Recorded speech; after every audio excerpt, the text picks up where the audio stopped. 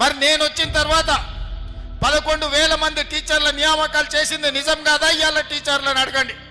15,000 మంది పోలీసులను నియమించిన మాట నిజం కాదా? 6,000 మెడికల్ సిబ్బందిని నియమించిన మాట వాస్తవం కాదా?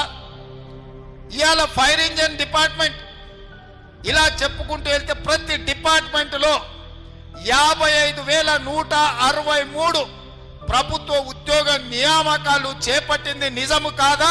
ఒకవేళ 55,163 మంది ఉద్యోగులకు మేము ఉద్యోగ నియామకాలు ఇచ్చుంటే మాకు ఈ ఎన్నికల్లో ఓటు వేయండి అని నేను అడుగుతున్నా. ఇయ్యకపోతే నాకు ఓటు వేయకండి. అదేవిధంగా టీచర్లు 10 ఏళ్ళు ప్రమోషన్లు లేవు, 10 ఏళ్ళు బదిలీలు లేవు. 35,000 మంది టీచర్లను బదిలీ చేసి 22,000 మంది టీచర్లకు ప్రమోషన్లు ఇచ్చి తండాలలో గూడాలలో టీచర్లు లేకపోతే అక్కడ 11,000 మందిని నూతనంగా టీచర్లు నియమించి ఆ పాఠశాలల టీచర్లు నియమించిన మాట నిజం కాదా?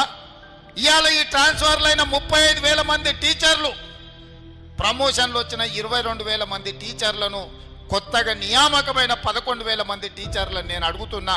నేను చేసింది నిజమే అయితే మీ గుండెల మీద చేయి పెట్టుకొని ఒక్కసారి ఆలోచన చేసి రేవంత్ రెడ్డి చెప్పింది నిజమైతే పట్టభద్రుల ఎన్నికలలో నాకు ఓటేయండి. నేను చెప్పింది అబద్ధమైతే అవతలకు ఓటు వేయండి.